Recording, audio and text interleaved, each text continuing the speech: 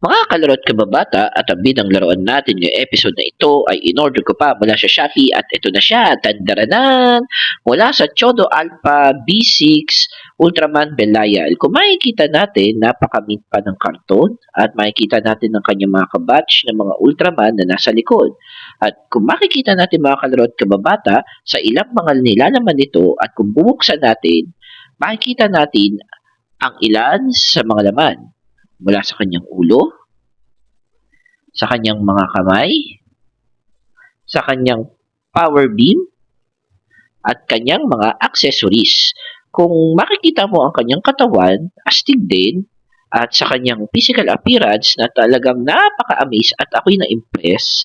At kung makikita natin sa kanyang articulation, nabubuka naman ang kanyang mga kamay, pati ang kanyang mga legs, at ang kanyang mga paa.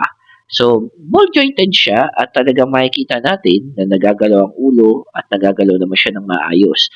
Ginamit ko ang kanyang power beam at ang kanyang accessories at talagang bagay na bagay sa kanya.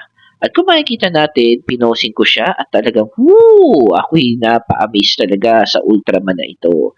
Bagay na bagay siyang pang-partner talaga sa mga bida nating Ultraman. At si Ultraman Belial pala ang isa sa mga pinakamatitinding mga kalaban mula sa Ultraman movies at ang kalaban nito ay si Ultraman Zero.